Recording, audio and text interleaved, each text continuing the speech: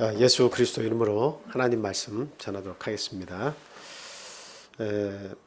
지금 계속해서 저희들이 출애굽에 관한 그런 말씀을 서로 나누고 있습니다. 오늘은 모세의 실패가 보여주는 교훈이라고 하는 제목을 세워서 같이 성경을 상고하고 은혜를 나누도록 하겠습니다. 먼저 본문 말씀 읽어보겠습니다. 출애굽기 2장 11절에서 15절까지에 있는 내용입니다. 현장님 집사님께서 읽어주세요. 모세가 장성한 후에 한 번은 자기 형제들에게 나가서 그들이 고되게 노동하는 것을 보더니 어떤 애굽 사람이 한 히브리 사람 곧 자기 형제를 치는 것을 본지라. 좌우를 살펴 사람이 없음을 보고 그 애굽 사람을 쳐 죽여 모래 속에 감추니라. 이튿날 다시 나가니 두 히브리 사람이 서로 싸우는지라. 그 잘못한 사람에게 이르되 내가 어찌하여 동포를 치느냐 하매 그가 이르되 누가 너를 우리 다스리는 자와 재판관으로 삼았느냐. 내가 애굽 사람을 죽인 것처럼 나도 죽이려느냐. 모세가 두려워하여 이르되 일이 탈로 되었도다. 바로가 이 일을 듣고 모세를 죽이고자 하여 찾는지라. 모세가 바로의 낯을 피하여 미디안 땅에 머물며 하루는 우물 곁에 앉았더라. 아멘. 성경에 양대 산맥이 있다고 이렇게 말씀을 드렸어요. 우리가 성경 내용을 자세히 일일이 다 알 수는 없지만 성경은 크게 그 두 가지 사건을 다루고 있다 이렇게 말씀을 이렇게 할 수가 있습니다. 구약 시대의 가장 중요한 사건은 어떤 사건이죠? 출애굽 사건입니다. 그러면 신약 시대에 있어서 가장 큰 사건은 뭐죠?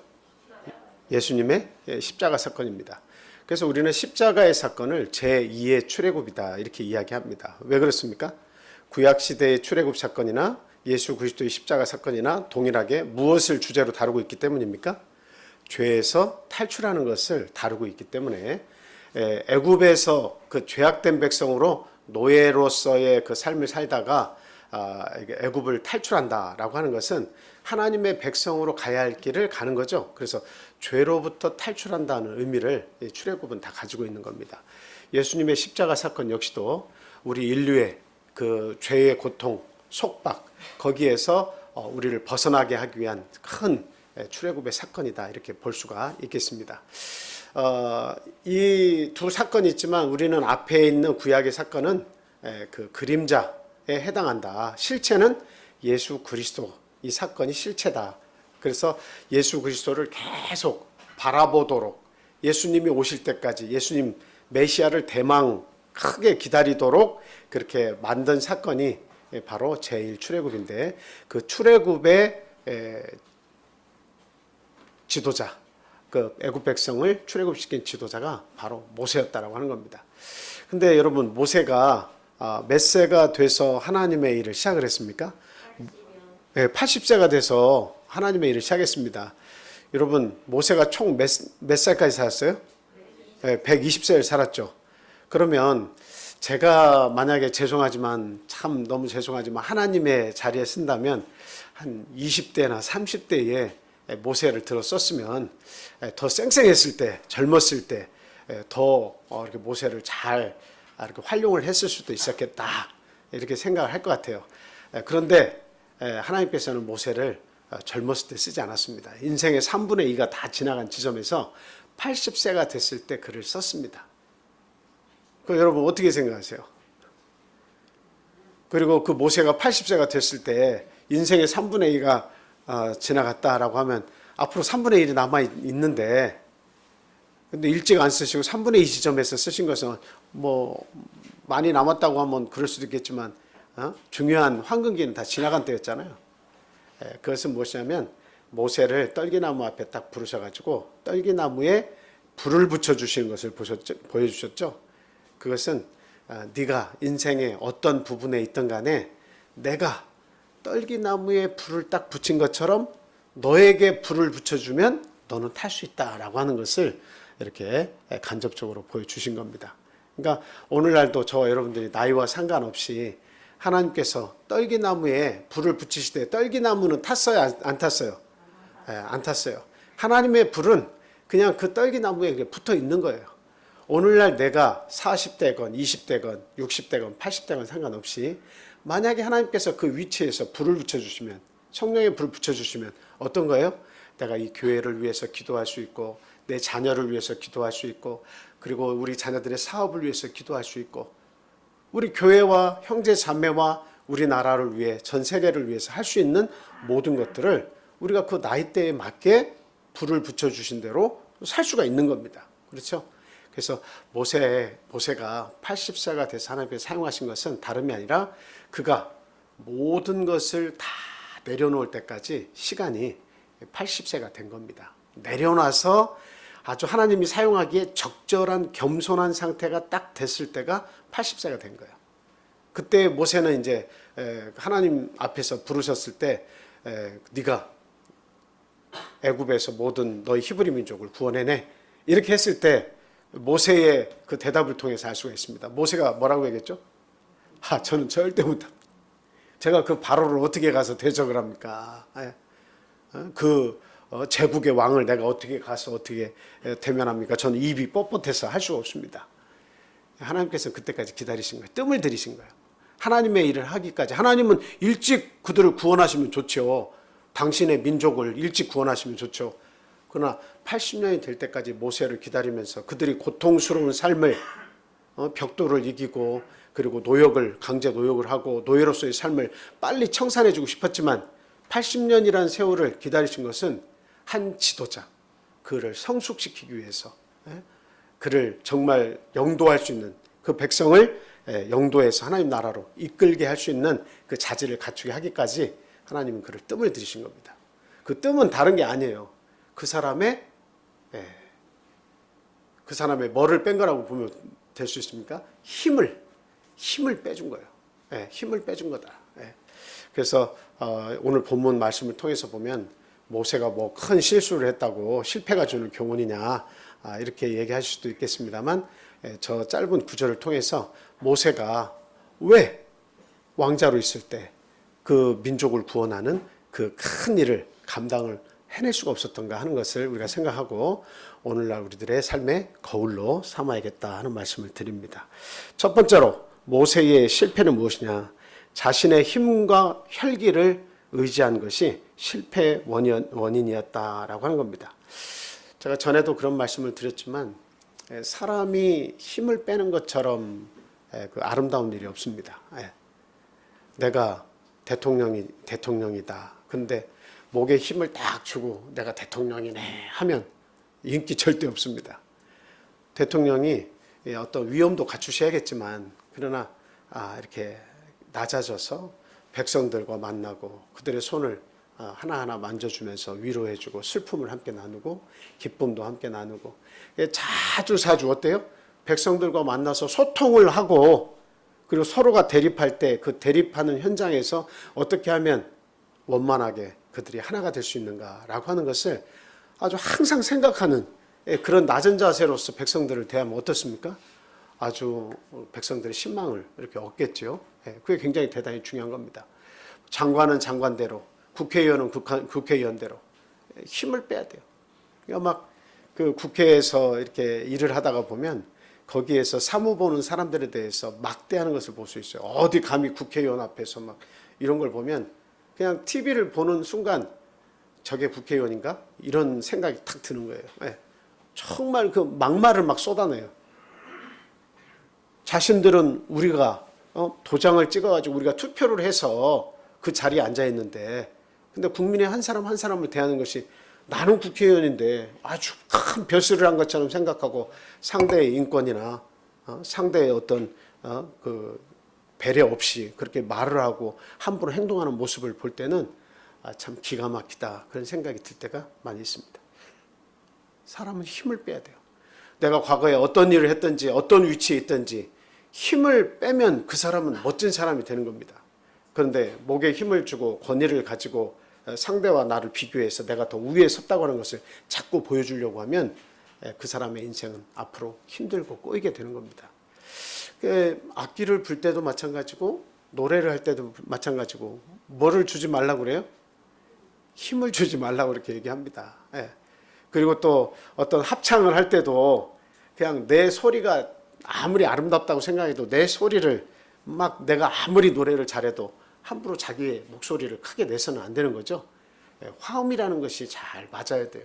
소리의 높낮이가 전체적으로 비슷하도록 내가 아무리 목소리가 좋고 아무리 소리가 우렁차고 잘 나와도 그 소리를 톤을 낮춰서 주변에 있는 사람들과 톤을 같이 맞춰주는 것이 그게 합창으로서 아름다운 음을 낼 수가 있는 것입니다. 그래서 겸손히 내려놓는 것이 무엇보다 중요한데 세상 일도 마찬가지인데 하나님의 일을 함에 있어서 어때요? 힘을 주고 자신의 경험과 의지와 자신의 힘을 의지해서 뭔가를 판단하고 하려고 하는 것은 어떻습니까? 실패하기에 딱 좋은 상태다라고 하는 것입니다. 그래서 모세가 그 자신의 민족을 해방시키는 일은 대단히 중요한 일이에요. 근데 이 일이 우리가 모세의 일이다라고 볼 수도 있겠지만 사실은 누구의 일이에요? 하나님의 일이에요. 하나님은 이 히브리 민족을 애굽에서 75명을 이주하게 만들었다가 야곱과 그의 자녀들을 75명을 이주하게 만들었다가 이 그 애굽에서 인큐베이터 같은 애굽에서 그들을 강성하게 만들어서 200만에서 400만 가까운 인구로 이렇게 증강시켰죠. 그리고 나서 그들을 애굽에서 탈출시켜서 노예의 삶을 청산하게 하고 광야를 지나서 가나안 땅에 두고 하나님의 나라, 하나님의 백성, 제사장 나라로 만드는 것이 하나님의 계획이고 하나님의 뜻이었습니다. 그렇죠? 예. 근데 이 하나님의 일을 함에 있어서 도구로 사용된 모세가 자신의 힘을 의지해가지고 지금 그 동포들을 구원하려고 하고 있습니다. 자, 그 앞쪽 한번 출애굽기 2장 앞부분 한번 보여주세요. 모세가 장성한 후에 한 번은 자기 형제들에게 나가서 그들이 고되게 노동하는 것을 보더니 어떤 애굽 사람이 한 히브리 사람 곧 자기 형제를 치는 것을 본지라. 지금 이 내용을 보면 자기 형제들에게 곧 자기 형제를 치는 것 이렇게 얘기하고 있는데 모세가 지금 자기 형제들이라고 표현하는 사람들은 누굽니까? 지금 유대인들이죠? 네, 유대인들이에요.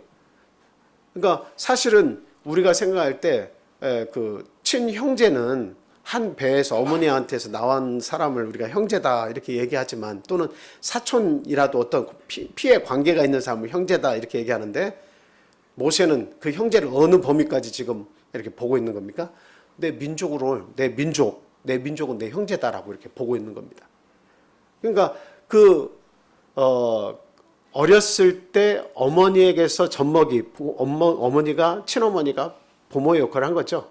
그 어렸을 때에 젖을 먹으면서 어머니가 얼마나 교육을 어려서 시켰든지 성장하면서 세뇌가 됐는데 어떻게 세뇌가 된 거예요? 너는 애굽 사람이 아니라 어느 민족이다? 너는 히브리 민족이다. 히브리 민족은 너의 형제다. 이렇게 교육을 시킨 거죠. 그러니까 이 모세의 마음속에는 항상 뭐가 걸리는 거예요? 나는 애굽의 왕자가 될 사람이 아니라 히브리 민족을 구원해야 할 그런 사람이 돼야 한다라고 하는 것을 머릿속에서 계속 생각한 거예요. 어머니는 네가 공주의 아들로서 왕자로서 왕궁에서 계속 학문을 네가 습득하고 그 지혜를 배울 텐데 그것을 다 배우게 되면 뭐 하라고 가르쳤을까요? 너희 민족을 해방시키는 자가 돼야 한다. 그들을 도와라 라고 얘기했을 거 아닙니까? 그러니까 그 사도행전 7장에서도 보면 거기에 보면 그 모세가 40세가 되었을 때 자기들의 민족이 이제 그들을 돕고 싶은 마음이 생겼다라고 이야기를 하고 있죠. 지금 형제들은 히브리 민족을 얘기해요. 그래서 그들이 고되게 노동하는 것을 보고 있는데 마음이 아프죠. 그런데 히브리 사람 한 사람을 누가 친 거예요?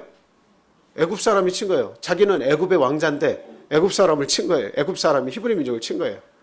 근데 신분은 애굽의 왕자지만 그러나 민족은 뭐예요?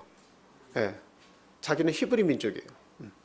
그리고 히브리 민족이라는 정체성을 가졌다는 것은 곧 무엇을 이야기합니까? 나는 하나님의 사람이다 라고 하는 거예요. 히브리 민족은 항상 우리는 하나님의 사람이다. 그것을 가지고 있거든요. 히브리 민족 이코는 하나님 백성이에요. 유일신 하나님 믿는 백성입니다. 그래서 나는 애굽의 왕자지만 내 본질은 히브리인이고 하나님의 사람이야 라고 하는 것을 알고 있는데 자기의 형제가 지금 그 애굽 사람한테 맞은 겁니다. 그때 12절에 뭐라고 표현하고 있어요? 좌우를 살펴 사람이 없음을 보고 그 애굽 사람을 어떻게 했다고요? 쳐 죽이고 모래 속에 감췄다라고 이야기를 하고 있습니다. 이것은 지혜로운 행동이 아닙니다. 그렇죠? 마음으로는 애굽 사람을 어떻게 해요? 정죄하고 애굽 사람을 쳐 죽여서 그 히브리 동포를 구원하고 싶다라고 하는 애절한 마음, 어떻게 보면 의로운 분노다 이렇게 생각을 할 수가 있고, 그 모세 편에서 볼 때는 내가 잘했어 라고 생각을 할 수 있을지 모르겠습니다. 그러나 하나님의 일은 후퇴를 하게 된 겁니다. 하나님의 때가 있고 하나님이 계획하신 때가 있을 거 아닙니까? 그리고 하나님이 계획하신 방법이 있는 거예요.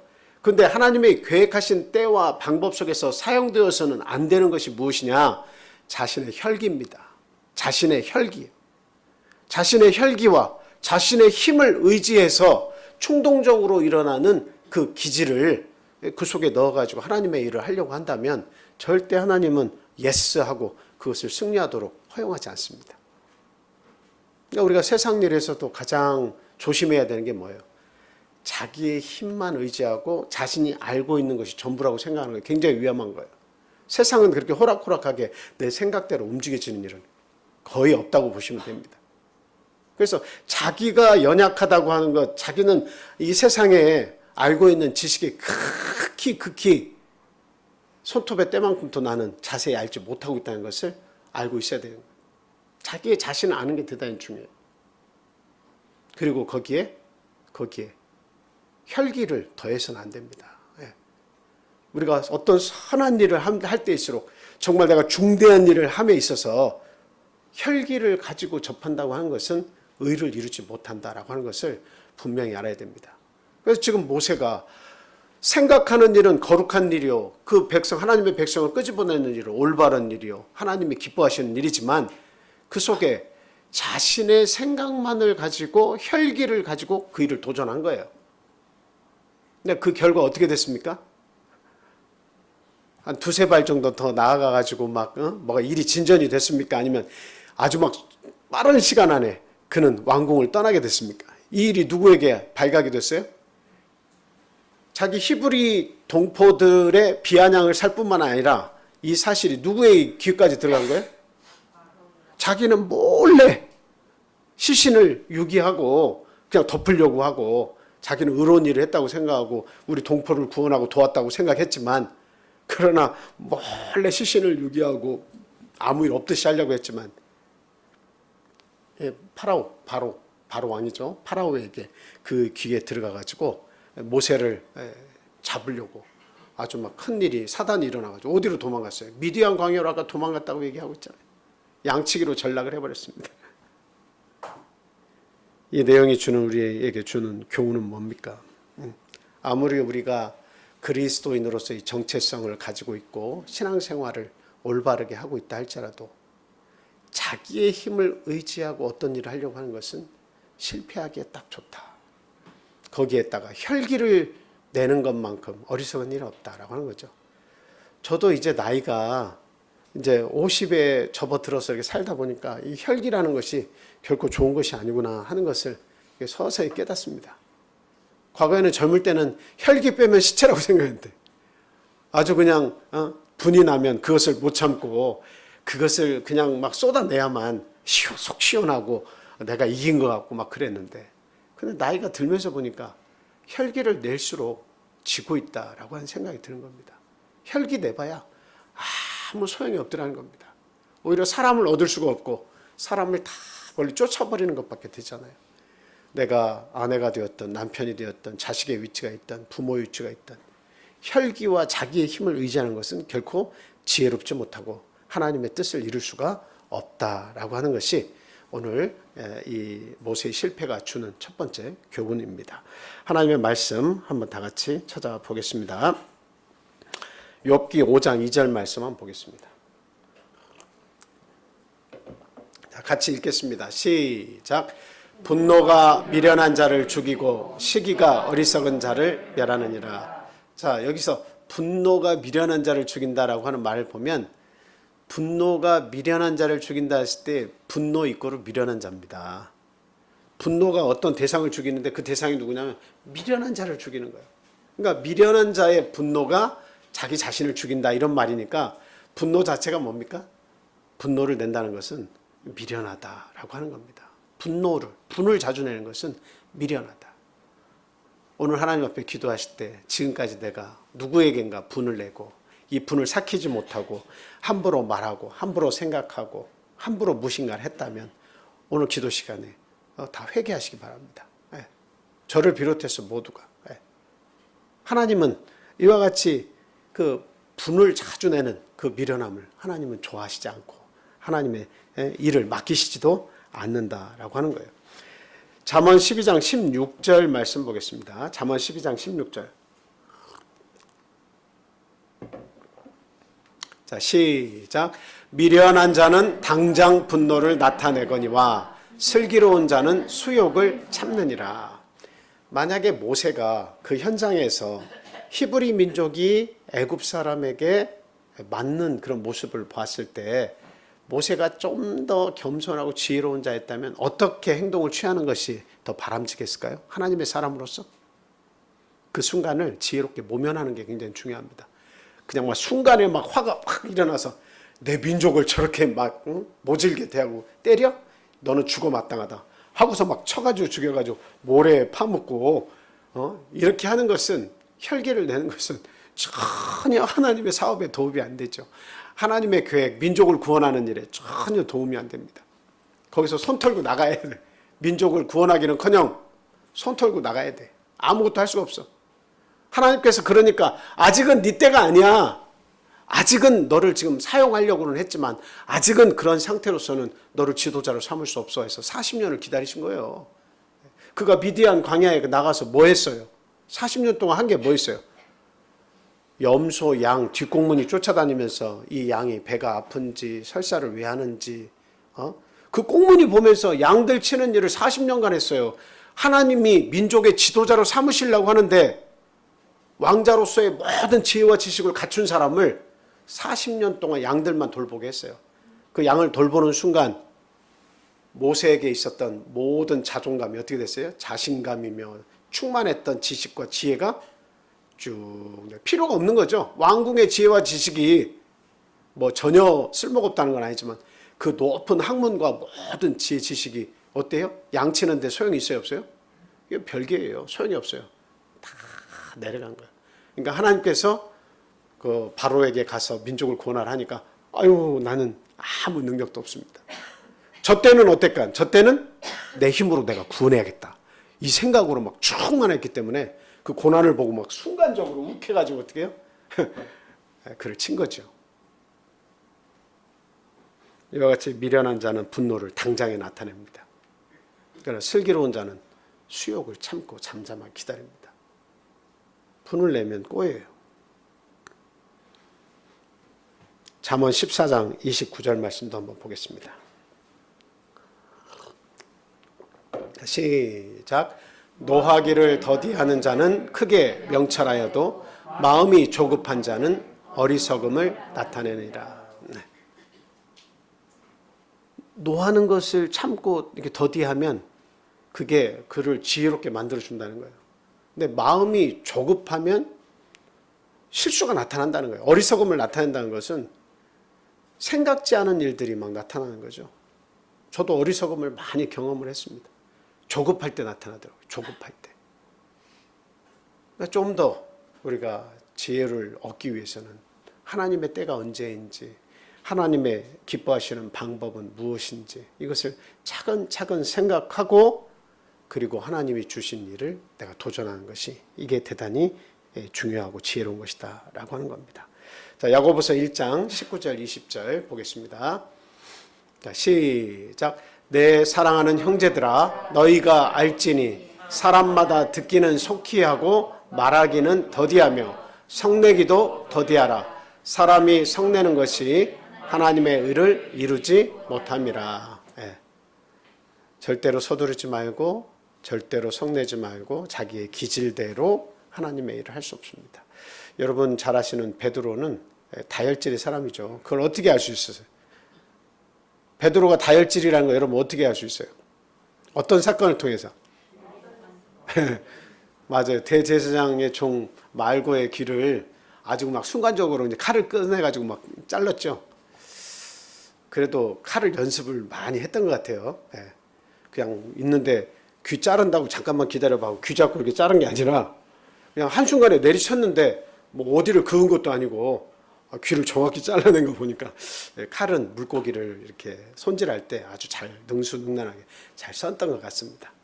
근데 예수님을 잡아간다고 하니까 그 자리에서 예수님을 보호하겠다고 그냥 자기의 그 기질대로 어때요? 성질이 막 나고 화가 치밀고 의로운 분노가 나는 거죠. 선생님을 보호하고 싶으니까. 그러니까 막 그 말고의 길을 막 잘라낸 거예요. 예수님께서 뭐라고 얘기하셨습니까? 칼로 흥한 자는 칼로 망한다. 그러니까 그 분을 내서는 하나님의 의를 이룰 수 없는 겁니다. 네. 오늘날 이거 깨닫는 것이 우리가 막 진수성찬을 먹고 부유한 집에서 사는 것보다 더 중요한 거예요. 저도 50이 되고 보니까 제 인생을 돌아보게 되고 제 성격을 돌아보게 되고 이렇게 살아서 안 되겠구나. 그런 것들이 깨달아지더라고요. 네. 자, 이렇게 첫 번째 모세의 실패 원인은 자기의 힘을 의지하고 서둘렀다는 거죠. 두 번째는 뭐예요? 두 번째는 충분한 준비가 없이 민족을 도우려고 했고 너무나 급히 서둘렀다는 겁니다. 충분한 준비가 없었다는 거예요. 여러분, 어떠한 중요한 일을 도모할 때 충분한 준비, 사전 준비가 대단히 중요하죠. 세상 일도 그런데 하나님의 일을 할 때 어떻습니까? 충분히 준비하지 않으면 백전백패다라고 하는 겁니다. 자, 본문 12절에서 15절 말씀 한 번 더 보겠습니다. 12절에서 15절 보겠습니다. 좌우를 살펴 사람이 없음을 보고 그 애굽 사람을 쳐 죽여 모래 속에 감추니라. 자, 이 행동이 충분히 생각하고 충분히 계획하고 뜸을 들이고 나서 한 행동이에요? 아니면 여러분의 보시기에 사전 준비 없이 충동적으로 갑자기 일으킨 사건입니까? 후자죠. 충동적으로 일어났죠. 계획이 있어서 민족을 이런 식으로 구원해야 되겠다. 고통받고 압제받는 것을 내가 잘 알고 있으니까 지금 이런 일이 내 눈앞에서 일어나는 걸 내가 본다 할지라도 내가 이렇게 대응해서는 안 돼. 혈기를 통해서 대응해서는 하나님의 의를 이룰 수 없어. 충분히 생각할 수 있는 거죠. 그런데 충동적으로 그것을 대응을 했어요. 충동적으로. 준비가 없었어요. 여러분, 하나님의 일을 할 때나 내가 이 세상에 살면서 뭔가 하나님의 아들, 딸로서 어떤 일을 할 때, 먹고 사는 일을 하든 어떤 일을 하든 그 중대한 일을 할 때는 충분한 준비가 있어야 되는데 충분한 준비의 첫째 출발점이 뭐죠? 그것을 두고 기도하는 겁니다. 그것을 두고 기도하는 거예요. 내가 그 중요한 사업을 두고 기도하는 거예요. 네. 나의 힘으로서는 이게 성공할지 실패할지 굉장히 불확실하죠. 이 사업이든 내가 계획한 일이든 우리 교회가 앞으로 일궈야 될 그런 계획과 일이든 이건 불분명하잖아요. 불투명해. 근데 이 모든 일을 할 때는 우리 성도들의 기도, 개개인들의 기도, 하나님께 기도해서 무엇을 얻어야 되는 겁니까? 하나님께 내 사업을 이런 구상을 알리고 하나님의 뭐를 얻는 거예요? 도움을 얻는 거예요? 하나님의 지혜와 하나님의 능력을 주시라고 기도해야 되는 거예요. 하나님의 도움을 얻는 것이 이게 대단히 중요한 거예요. 사람이 어리석은 것은 모든 일을 내가 지금까지 살아온 경험과 내 지식과 합리적인 사고하는 방법과 세상의 지혜를 가지고 내가 이것을 성공하네 실패하네 그것을 결정지으려고 한다는 겁니다. 그런데 그 사람의 계획대로 돼야 안 돼요? 안 되는 거예요. 하나님이 하시는 거예요. 제가 전에 한번 그런 말씀 한번 드렸죠. 제가 한번 청주에서 이렇게 심호하고 있을 때 그 교회 뒤에 이렇게 막 아주 큰 그 송어 회센터가 들어왔어요. 송어 회센터. 진천에서 그 송어 양식장을 어마어마하게 크게 하는 사장님이에요. 그러니까 자기가 송어 회센터를 하면 청주상고인가요? 어디 그 동문에 총무를 본인이 맡고 있어가지고 막 친구들 얼마든 동문 그 후배들 선배들 다 불러들여가지고 일을 할 수 있다는 거죠. 이 사업은 100%, 200% 성공할 수밖에 없다는 거예요. 그래서 저도 초대하고 과수원 사장님도 초대하고 해가지고 같이 그 송어회도 먹으면서 이야기를 장황하게 막 설명을 하시더라고요. 설명은 뭐냐면 내 송어 키우는 경험, 송어에 대한 지식, 음식에 대한 노하우, 난 이 모든 것을 갖추고 또 사람 인맥까지 갖췄기 때문에 나는 반드시 성공한다. 근데 그때 TV에서 며칠 안 돼가지고 어떤 뉴스가 터진 줄 아세요? 그 균이 뭐죠? 예? 그 물고기의 그 균이 비브리오? 하여튼 제가 그 기억이 이렇게 좀 정확한 이름 가물가물하네. 비브리오 균이에요? 그 바다 물고기에만 있는 거 아니에요, 그거는? 비브리오는 바닷고기고요. 예. 성어는 되게 디스토마토예요. 아, 디스토마. 예, 맞아요, 맞아요. 간 디스토마, 그 치명적인, 간에 치명적인 디스토마. 그게 이제 막 뉴스에 이렇게 났어요. 그러니까 사장님이 이제 걱정을 하는 거예요. 본인은 인맥도 있고 다 근데 인간적으로 모든 걸 계획해 놨기 때문에 끄떡없다고 했는데. 근데 사실 그 뉴스 나고 나니까 실제로 어때요? 꽃들이 아직도 막 화분이고 뭐고 아주 장황하게 서 있는데도 불구하고 사람들의 발길이 며칠 안에 뚝 끊어져 버렸어요. 처음에 그냥 어쩔 수 없이 인사차 오는 그거 말고는 며칠 사이에 그게 끝나버렸어요. 그러니까 아주 막 진짜 조용해요. 그러니까 사장님이 하신 말씀, 송어는 이거 디스토마하고 관계도 없는데 이건 일급수에서 하는 거라 깨끗해서 전혀 문제가 없는데 사람들이 뭘 몰라도 대단히 모른다고.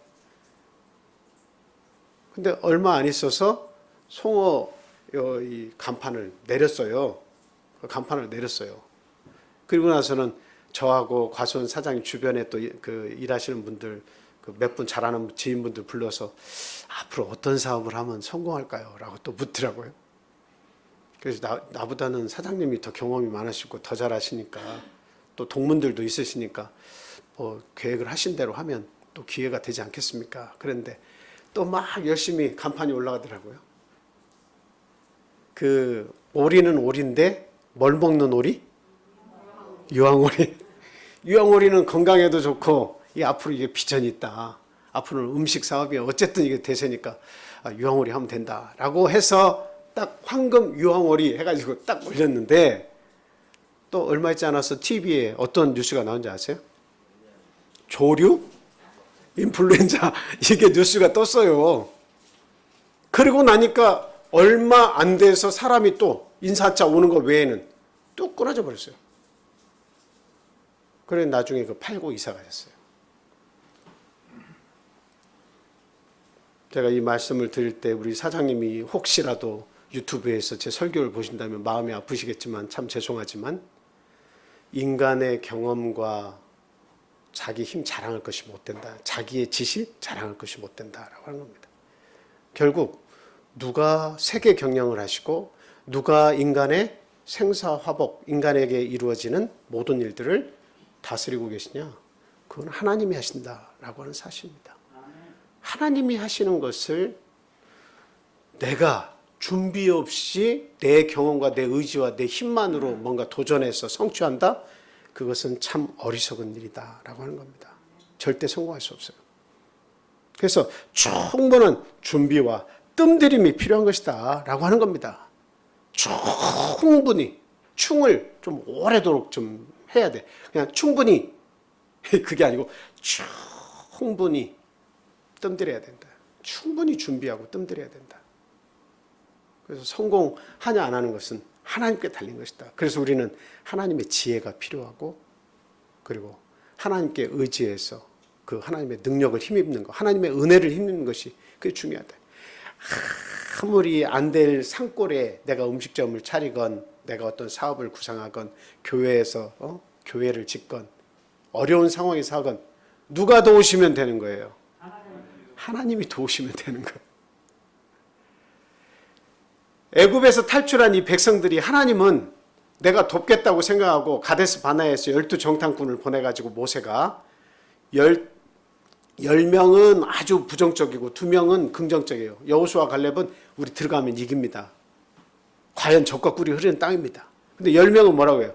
거기는 안악 자손의 후예가 있어가지고 몸들이 막 아주 자이언트 비슷해가지고 우리는 거기에 비하면 우리는 메뚜기입니다. 우리는 가면 바로 죽습니다. 근데 여호수아 갈렙은 어때요? 뭐라고 얘기했어요? 그들은 우리의 밥입니다라고 얘기한 거예요. 하나님께서 도우시면 되는 거예요. 아무리 칼을 써보지 않은 민족이고 그 짐승만 가축만 키울 줄 알았지 어디에서 전쟁을 제대로 한번 해보지 못한 아주 미숙하고 군사라고 할 수도 없는 이 히브리 민족이지만 노예로서의 삶을 살다가 이게 한 1년 2년 만에 가나안 땅에 들어간다고 하는 것이 뭐가 준비돼가지고 싸워서 여리고성을 무너뜨리고 할 수 있겠습니까? 어떻게 전쟁을 통해서 그들을 싸워서 이겨요? 그럴 능력도 없는 거예요. 부족한 투성이에요. 그럼에도 불구하고 누가 도우시면 가능한 거예요? 하나님은 분명히 얘기한 거예요. 내가 함께 하겠다. 내가 함께 하겠다. 그래서 싸우는 전쟁마다도 하나님께서 그 손에 붙였다라고 하는 거예요. 손에 붙이면 꽉 움켜쥐면 끝나는 거잖아요. 그러니까 너희들이 아무리 가난한 백성이고 아무리 연약하고 아무리 배운 것이 없고 지혜가 없어도 내가 너희 하나님이 되면 너희들은 그 전쟁을 승리할 수 있다라고 하는 겁니다. 그래서 우리가 정말 연약한 가운데라도 충분히 준비하고 하나님을 의지하고 한 일은 어떤 상황에서라도 빛을 볼 수가 있지만 그러나 내가 하나님께 기도하지 않고 시작하고 하나님의 도움과 지혜 없이 한 일은 어때요? 시간이 지나면 그 결과가 말해준다라고 하는 것을 알 수가 있습니다. 그래서 모세는 충분한 준비가 없이 뜸들이지 않고 바쁘게 서둘렀어요. 하나님 일을 할 때 너무나 서둘렀어요. 모세가 하나님 앞에 민족을 구원하기 위해서 기도했다는 이야기는 앞부분에 나오지 않아요. 40세가 되어서야 그 민족을 돌아봤더라 이런 이야기는 있습니다. 민족의 고난을 돌아보기 시작한 거죠. 그러니까 준비가 다 돼서 접근한 게 아니에요. 그러니까 왕자로서의 자존감과 뭔가 지식과 지혜는 세상에서 갖춰서 이렇게 막 내가 힘을 갖췄다고 생각한 거예요. 그러나 뭐는 없어요? 하나님께 묻고 또 이것을 어떻게 내가 지혜롭게 그들을 구원할 것인지에 대한 구체적인 계획이 하나도 없고 충동적이고 그렇죠. 막 바삐 사람들 때릴 때도 사람들 있나 없나 봐가면서 팍 쳐서 죽이고 막 사람들한테 들킬까 조심해서 막 시신을 유기하고 숨기기에 급급하고 어떤 계획이 하나도 없는 거죠. 뭔가 하나님을 의지하고 아주 막 담대하게 뭔가를 실천하는 게 아니라 순간적인 자기의 힘과 의분, 분냄을 통해서 그 일을 얼른 해버리려고 하는 아주 심사숙고가 없는 모습이 말씀에 그대로 나타나는 것을 볼 수가 있습니다. 그래서 하나님은 모세의 힘을 빼기로 작정하시고 그 일을 탄로가 나도록 한 거죠. 그리고 파라오의 그 귀에 들어갔을 때 파라오는 그를 잡아들여서 뭔가 그 살인에 관한 애굽의 왕자가 애굽 사람을 죽였지만 그의 하나의 아킬레스건은 뭡니까? 그가 히브리 민족의 어린 아이 때 입양이 됐던 겁니다. 그것을 잘 알고 있었기 때문에 파라오도 어때요? 그 아킬레스건을 알고 어떻게 네가 애굽의 왕자로서 애굽 사람을 죽였냐? 너 히브리 민족 그 사람들이 불쌍해서 그 일을 했냐? 추궁해가지고 벌을 내리려고 한 거죠. 그래서 두려워서 미디안 광야로 도망을 가게 되었다라고 하는 겁니다. 하나님은 모세의 힘을 더 빼야 한다라고 생각하신 거예요. 그게 40년이라도 아깝지 않다. 민족을 이끄는 일은 무엇이 있어야 된다는 거예요? 민족을 이끄는 일은 준비가 돼야 된다. 준비된 사람이 일을 해야 한다라고 하는 겁니다. 준비가 되지 않은 사람을 쓰면 중간에 많은 잡음이 생기게 될 수밖에 없는 겁니다. 그래서 여러분들이 하나님의 일을 할 때 하나님 제가 일을 하겠습니다 하는 것도 대단히 중요하지만 스스로가 하나님의 일을 하기에 준비가 될 수 있는 기간을 가지고 뜸을 들이는 것이 대단히 중요합니다. 준비가 돼 있어야 돼. 하나님의 일을 했을 때. 그릇에 비유해서 말씀하시는 거 알죠? 집에 가면 금그릇도 있고 은그릇도 있고 사기 그릇도 있고 지륵 흙으로 만든 그릇도 있죠. 그러나 그 그릇마다 다 사용되는 용도가 다 다릅니다. 근데 중요한 것은 깨끗이 청소돼 있어야 사용이 된다는 겁니다. 공통점은 아무리 금그릇, 은그릇이라 해도 거기에 때가 끼고 여러 가지 막 그 잘 떨어지지 않는 불순물들이 붙어 있으면 그 외면당하죠. 아무리 금그릇, 은그릇이라도 그렇습니다. 근데 아무리 질그릇이라 할지라도 깨끗이 닦여 있으면 거기에 중요한 것이 들어가기도 한다는 거죠. 그래서 저와 여러분들이 하나님의 일꾼으로 부름을 받고 하나님이 사용하시는 어떤 작은 일이고 큰 일이고 할 것 없이 하나님의 도구가 되기를 바라신다면 뭐예요? 충분히 기도하시고 준비하시고 뜸을 들이는 그 시간을 가져야 한다라고 하는 겁니다. 그래서 모세는 참 하나님의 일을 40년 뒤에 하도록 미루게 된 그런 장본인이었습니다. 40년 뒤에 하나님의 일을 했죠. 자, 이런 격언이 있어요. 서두른다고 하는 것은 이 서두름은 마귀에서 나오는 것이 아니라 마귀 그 자체다 이런 말이 있습니다. 이 기독교의 격언에 있어요. 서두름은 마귀에서 나오는 게 아니라 마귀 그 자체다. 서두른 것이 얼마나 무서우냐라고 하는 것을 이야기해주고 있습니다. 성경 말씀 다 찾지 않겠습니다. 창세기 24장 1절에서 27절까지 있는 내용을 보면 아브라함이 자기의 아들 이삭에게 그 아내를 맡게 해주려고 며느리를 찾는 그 이야기가 나오죠. 늙은 종에게 환도뼈에다 넣고 이렇게 서원을 하게 만들죠.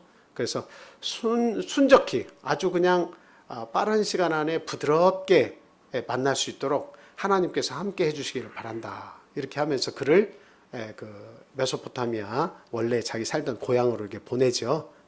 그 내용을 여러분들이 기억을 하실 거예요. 아브라함도 하나님께서 너보다 먼저 사자를 보내가지고 그 며느리가 될 이삭의 부인이 될 사람을 아주 빨리 만나게 어려움 없이 만나게 해줄 것이다 하고 종을 보내죠. 근데 종도 그 주인의 일을 함에 있어서 하나님 앞에 기도를 합니다. 기도를 해요.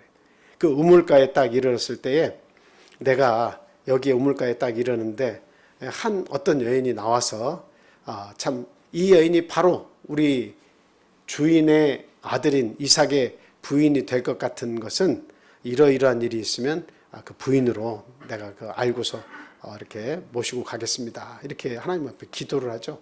아주 순적히 만나게 해달라는 거예요. 하나님 앞에. 그러면서 뭐라고 얘기했냐면 나에게 마실 물을 주고 내가 열필에 나귀가 아니고 낙타를 이렇게 데리고 왔는데 주인의 낙타를 가져왔는데 마실 물을 낙타에게도 주면 그 여인이 바로 내 주인의 아들의 부인이 될 것으로 알겠습니다. 근데 그 기도를 딱 하자마자 누가 나와요? 리브가가 딱 나와가지고 나는 여차여차 누구의 소생입니다. 딸입니다. 라고 그 집으로 인도하는데 쭉 가봤더니 거기 누구예요? 아브라함의 형제의 집입니다. 그러니까 너무나 기가 막힌 거예요. 하나님께서 아주 그냥 딱 우물가에서 자기가 기도한 대로 딱 만나게 해주신 거예요. 그것은 아브라함의 그 기도, 그 종의 주인을 향한 충성심과 기도, 내 주인의 하나님 여호와 하나님께서 아주 순적히 만나게 해달라고 한 그 기도 내용이 그대로 들으신 거죠. 뭔가 이와 같이 어떤 중대사를 진행할 때는 이와 같이 하나님께 기도하면서 그 일을 조금씩 한 단계씩 밟아가는 것이 이게 대단히 지혜로운 겁니다. 그래서 이 기도를 통해서 준비가 돼서 뜸을 들인 모든 일들은 하나님의 의를 이룰 수 있다라고 하는 거죠. 자, 잠언 16장 3절 말씀 보겠습니다.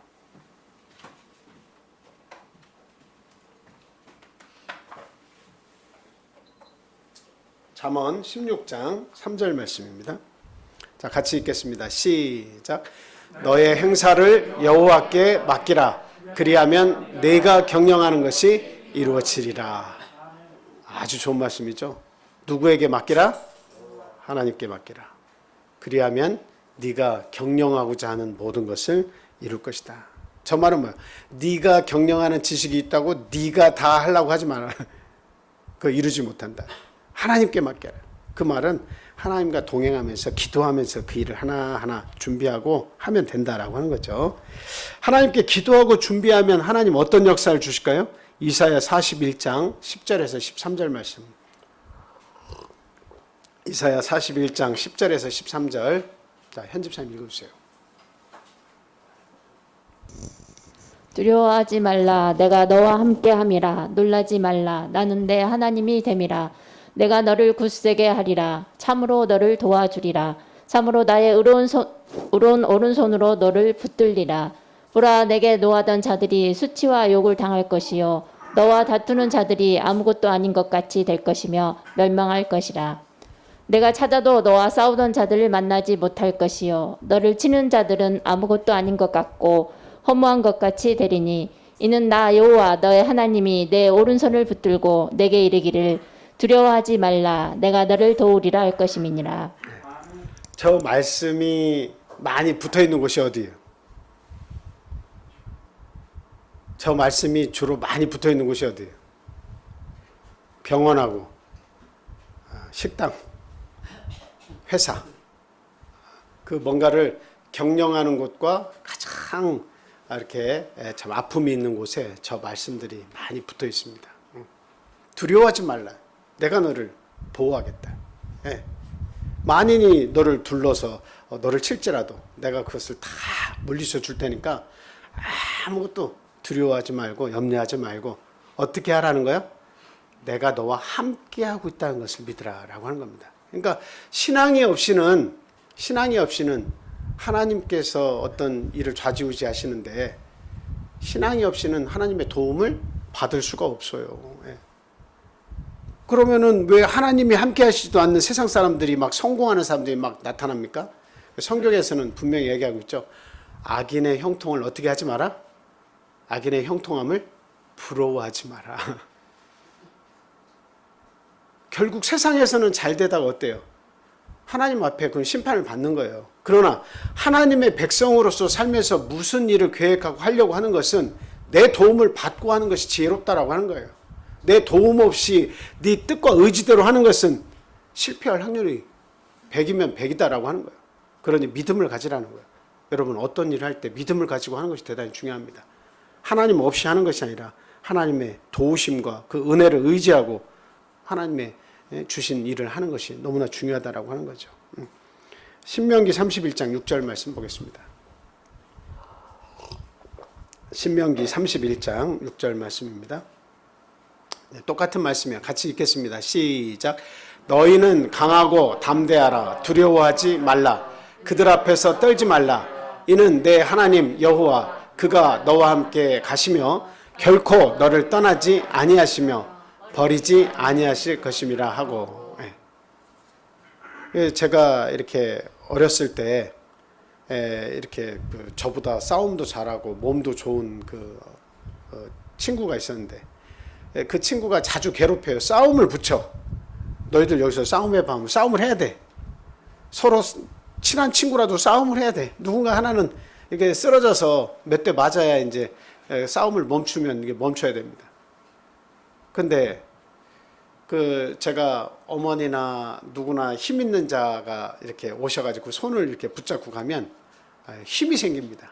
그러면서 그 친구한테 막 이렇게 야, 이 자식아 하면서 막 말도 한 번씩 하면서 너 까불지 마, 이 자식아. 우리 엄마 있어, 이 자식아.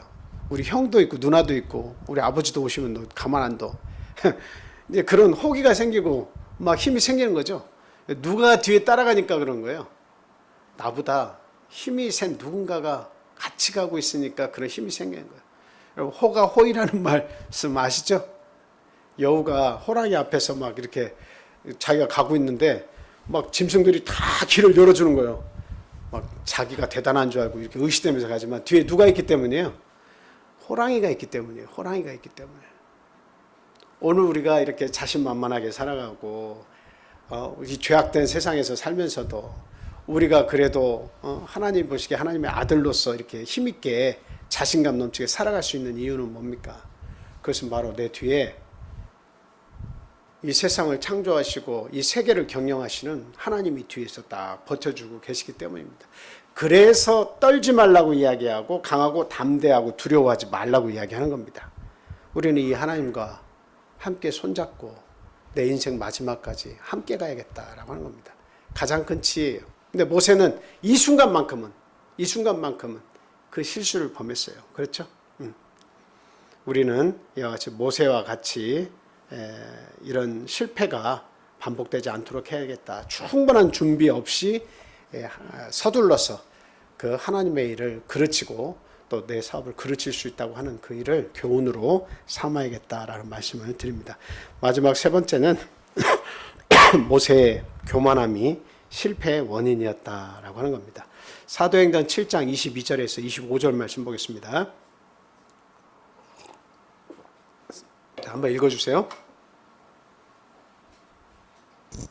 모세가 애굽 사람의 모든 지혜를 배워 그의 말과 하는 일들이 능하더라. 나이가 40이 되매 그 형제 이스라엘 자손을 돌볼 생각이 나더니 한 사람이 원통한 일 당함을 보고 보호하여 압제 받는 자를 위하여 원수를 갚아 애굽 사람을 쳐 죽이니라. 그는 그의 형제들이 하나님께서 자기의 손을 통하여 구원해 주시는 것을 깨닫으리라고 생각하였으나 그들이 깨닫지 못하였더라. 네, 지금 읽으신 구절 중에 우리가 가장 집중해서 봐야 되는 구절이 한 구절이 있습니다. 어딜 것 같아요? 그 마지막 구절입니다. 마지막 구절 한 번 더 제가 읽어드릴게요. 앞부분 돌려주세요. 그는 그의 형제들이 하나님께서 자기의 손을 통하여 구원해 주시는 것을 깨달으리라고 생각하였으나 그들이 깨닫지 못하였더라. 자, 지금 저 말씀을 보면 40이 돼서 그 자신의 형제들 히브리 민족을 돌봐야겠다라는 생각이 이렇게 들었는데 아주 원통하게 히브리 민족이 애굽 사람에게 맞는 것을 보고 그를 때려서 죽였단 말이에요. 예. 근데 그 자기 히브리 민족끼리 또 다투는 일이 있어서 거기에 관여해서 왜 같은 민족끼리 싸우냐. 지금 너희들이 힘을 합해도 모자란 판에 이렇게 들어갔더니 그 히브리 민족들이 누가 너를 우리의 주관자와 재판관으로 삼았느냐. 그 너 때려 죽인 거 나도 다 봤는데 또 우리들도 죽이려고 하느냐. 그랬단 말이죠. 그러니까 모세가 들통이 난 거예요. 근데 모세의 생각은 뭐였어요? 하나님께서 나의 손을 통해서 구원해 주실 것을 저들도 깨달을 것이라고 생각을 했는데 그들이 그렇지 못했다. 그렇게 생각을 한 거예요. 그러나 어디까지나 이것은 누구의 생각인 거예요? 모세의 생각. 모세는 아주 막 하나님께서 내 손을 통해서 이 민족을 구원할 것인데 어려서부터 어머니에게 젖먹이를 주시는 어머니에서 그거를 막 들으면서 내가 시간이 날 때마다 왕궁에 살면서 시간이 날 때마다 어머니, 아버지, 그 가족들에게 찾아가 가지고 있을 때마다 너는 히브리 민족이요. 그 정체성을 잃어서는 안 되고 네가 그들을 구원해야 돼. 그렇기 때문에 왕궁에서 살면서 힘을 길러 이 교육을 받았단 말이에요. 그러니까 내 손을 통해서 히브리 민족을 나는 구원할 수 있다라고 자기는 자부심을 가지고 있었는데 나는 그렇게 깨달았는데 그들은 깨닫지 못했다는 거예요. 오히려 그들의 비아냥을 샀죠. 모세가 앞질러 간 거예요. 모세가 앞질러 간 거예요. 마치 여러분들 이해를 돕자면 대통령께서 어떤 장관에게 이 사람을 앉히는 것이 좋겠다라고 내정을 딱 하고 있어요. 근데 그 사실을 알고서 나밖에 없어. 그러면서 나서서 이 일에 대해서 여차여차 콩나라 배나라 막 하고 다녀. 그러면 여러분 어떻게 되겠습니까? 누구를 욕먹이는 거예요. 뭔가 준비된 게 하나도 없고 뭔가 차근차근히 대통령께서 나를 그 장관에 앉히시려고 하면 내가 준비를 쫙 차분히 해야 되겠구나. 이 절차를 밟아서 내가 어떻게 대통령이 명령을 하셨을 때 내가 그 일을 감당할 수 있을 것인가. 이 준비를 해서 나서야 되는데 그것이 아니라 어떻게 한 거예요? 내가 내 손으로 구원할 수 있다고 자기가 스스로 그냥 하나님께서 그렇게 어머니를 통해서 얘기를 해오셨으니까 내 민족을 내가 구원할 수 해내야지라고 생각했는데 그걸 이해하지 못하고 있다고 생각하고 자기는 할 수 있다고 생각을 한 거예요. 성경을 우리가 쭉 보면 하나님께서 모세를 민족의 구원자로, 지도자로 사용하시겠다, 도구로 사용하시겠다고 한 것은 분명한 사실이에요. 우리가 읽어보면 다 알잖아요. 그러나 준비되지 않고 설익은 이런 상태에서 하나님은 절대 도구로 사용하시지 않는다라고 하는 거예요. 그래서 준비가 되지 않고 설익은 상태다라고 하는 것은 무엇을 대변하고 있느냐? 교만한 상태다라고 얘기한 거예요. 교만한 상태에서, 아직 힘을 빼지 않은 상태에서는 하나님께서 진정한 도구로 사용하시지 않는다라고 하는 겁니다. 그래서 모세는 아직 민족을 구원할 충분한 준비가 되지 않았는데도 불구하고 스스로가 생각하기를 나는 준비가 되었다라고 생각을 한 것입니다. 그렇죠? 예, 하나님의 때, 그리고 하나님의 부르심, 그리고 하나님께서 어떤 소명을 주시는 그런 어떤 그 절차가 있어야 되죠. 예? 하나님께서 야 이제 때가 됐어 라고 얘기를 해주셔야 될 거 아니에요. 마치 어디로 부르신 거예요? 40년이 지나고 나서 목동생활 40년 하고 나서 80세가 됐을 때 떨기나무에 불을 붙여서 부르셨던 것처럼 여기 앞에 서, 너 신발 벗어, 여기는 거룩한 곳이야. 그러면서 뭔가 일을 해야 될 것을 가르쳐 주시죠. 가서 오만한 바로와 만나서 면담을 해서 너희 민족을 끄집어내. 뭔가 이 소명을 주시는 그 어떤 절차가 있어야 되는데, 근데 하나님은 아직까지 뜸들이려고 하고 계신데 자기는 스스로가 다 준비되었다고 생각하고 그 일을 감행을 해버린 거예요. 사람을 죽이고 그들을 숨기고 히브리 민족들에게 관여해서 야 너희들 이러면 안 돼. 너무나 급하게 그 일을 실행을 한 겁니다. 어디까지나 그거는 네 생각이었다라고 하는 거예요. 하나님 보실 때. 네 생각이 옳은 것 같고 네가 순간적으로 판단하고 의분이 일어나서 돌발적인 행동을 한 것이 아무리 너 스스로에게 위로가 되고 히브리 민족을 도왔다고 하는 것, 그 사실을 이야기해 준다 할지라도 내 하나님의 일을 이루기에는 아직도 턱없이 부족하다. 너에게는 몇 년이 필요하다? 40년이 필요하다라고 하는 겁니다. 참 그 일을 하기 위해서 하나님이 너는 그 일 꼭 하고 싶으면 너 40년 기다려 이 말입니다. 양치기로 돌아가. 미디안 광야로 도망가서 너 40년 동안 머리 숙이고 너 힘 빼. 자, 로마서 12장 16절 말씀입니다. 로마서 12장 16절. 자, 시작. 서로 마음을 같이 하며 높은 데 마음을 두지 말고 도리어 낮은 데 처하며 스스로 지혜 있는 채 하지 말라. 아무리 지혜가 있어도 실수를 줄이려면 지혜 있는 채 하면 안 됩니다. 지혜 있는 채 안 하고 조용하게 있다가 뭔가 일을 당하면 그럴 수 있다고 생각하지만 지혜 있는 채 했는데 실수를 범하면 곱하기 10이에요. 비아냥을 사는 겁니다. 모세가 준비 없이 히브리 민족의 그 싸움에 관여했다가 비아냥만 당하고 자기의 살인 사건이 들통이 나고 결국에는 도망자 신생이 돼버린 거죠.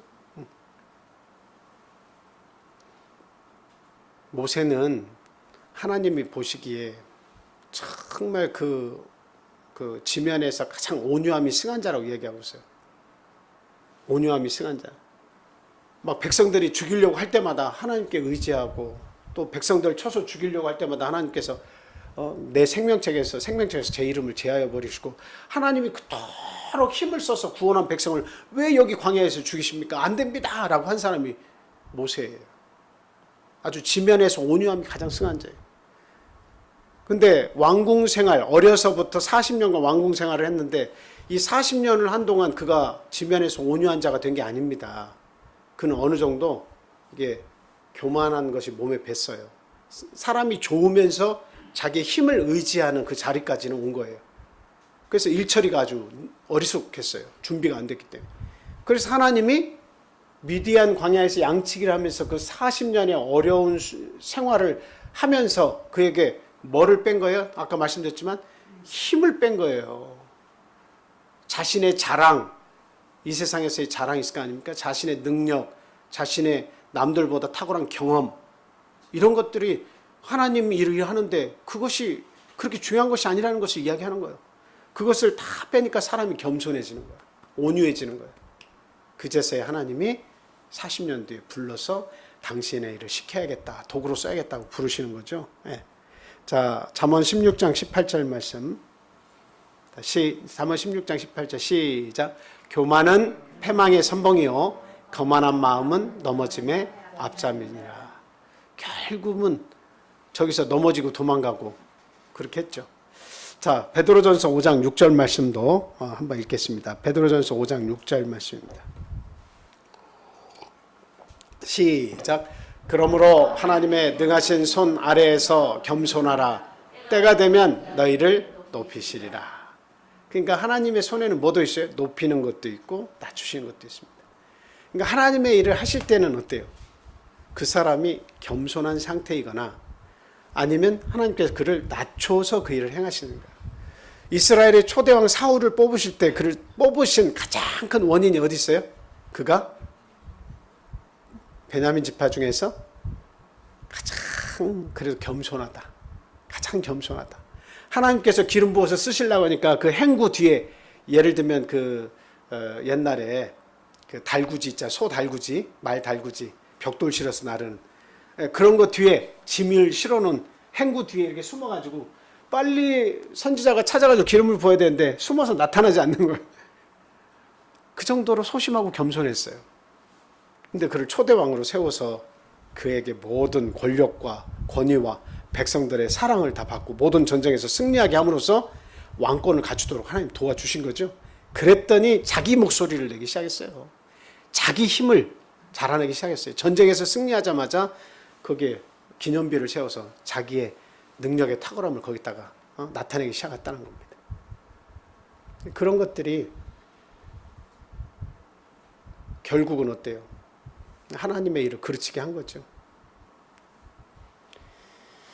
그러니까 하나님의 능하신 손 아래에서 우리가 살고 있기 때문에 하나님의 모든 세계에서 사는 동안에는 겸손해라라고 하는 겁니다.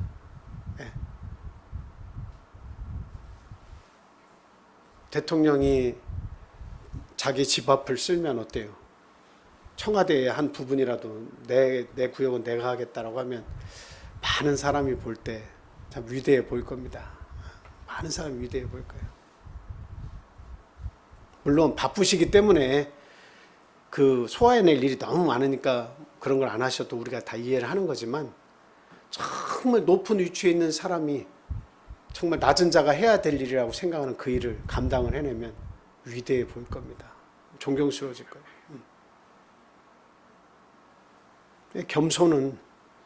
겸손은 하나님의 마음을 움직이게 하는 그런 일들입니다.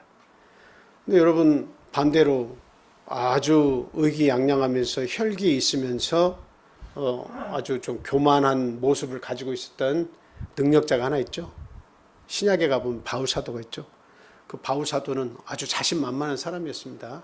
예수 믿는 자들 처단하러 가기 위해서 대제사장의 그 권위를 위임받아가지고 그냥 막 잔멸이라는 건 밟아서 아주 이겨버리는 것을 잔멸이라고 합니다. 기독교인들을 그렇게 잡아 죽이려고 이렇게 아주 막 의기양양했던 사람이에요. 근데 그 높았던 것을 하나님께서 다메섹으로 가는 길에서 하나님이 나타나셔가지고 빛을 쏘이게 하시고 그를 무릎 꿇게 하시고 음성을 들려주시잖아요. 주여 누시오니까 하니까 나는 네가 핍박하는 예수다. 거기에 완전히 어때요? 아, 내가 잘못된 길을 지금까지 갔구나. 내가 세상에서 자랑하던 지식, 내가 봐온 성경 지식, 하나님에 대해서 알고 있다고 자부한 거, 이거 다 아무것도 아니구나. 결국은 내가 하나님 자신인데 인간의 형상으로 나타나신 예수님이 하나님이시고 하나님의 아들이시라는 사실도 내가 알지 못했구나. 그러니까 자기의 모든 지식을 배설물로 여길 수밖에 없었던 거예요. 자기가 가지고 있는 지식이며 지혜며 모든 언어를 사용하는 능력이며 어떤 것 하나도 자랑할 것이 없다는 겁니다. 하나님 앞에서는 자랑할 것이 없다는 거예요. 미가서 6장 8절 말씀, 미가서 6장 8절 말씀 보겠습니다. 자, 우리 같이 읽겠습니다. 자, 시작. 사람아, 주께서 선한 것이 무엇임을 내게 보이셨나니 여호와께서 내게 구하시는 것은 오직 정의를 행하며 인자를 사랑하며 겸손하게 내 하나님과 함께 행하는 것이 아니냐. 하나님께서 바라시는 건 뭐라고요? 겸손하게 내 하나님과 함께 하는 것이다. 겸손하게 내 하나님과 함께 하는 것이다. 나에게 물질이 있어도, 나에게 어떤 권자가 있어도, 나에게 어떤 특출난 재능이 있어도 사람 앞에, 하나님 앞에 그것을 자랑하고 그것이 나의 힘이 되는 그런 자리에는 서지 않는 것이 하나님이 바라시는 것이다라고 하는 겁니다. 오히려 연약할 때 하나님의 손을 붙잡고 있으면 있는 자들을 부끄럽게 하시는 것이 바로 하나님의 뜻입니다. 우리들이 교회 일을 할 때 앞으로 또는 자신의 중대한 일을 계획했을 때 우리들의 실패 원인이 어디에 있었나라고 하는 것을 우리는 분명히 돌아봐야 되겠습니다. 하나님의 지혜와 때를 구하지 않고 서둘렀던 것이 나의 패착의 원인일 수가 있습니다. 잘 알지도 못하면서 잘 아는 것처럼 교만하고 서두른 그 탓 때문에 우리들의 일을 망쳤을 때가 있습니다. 그리고 자신을 하나님보다 더 의지한 것이 그 원인이었다라고 하는 것을 우리들은 분명히 명심을 해야겠습니다. 오늘 모든 메시지의 말씀의 요지는 뭐냐? 매사에 하나님과 동행하며 겸손히 준비하는 자가 되어야 되겠다 하는 말씀 드립니다. 자, 우리 목도 드리겠습니다.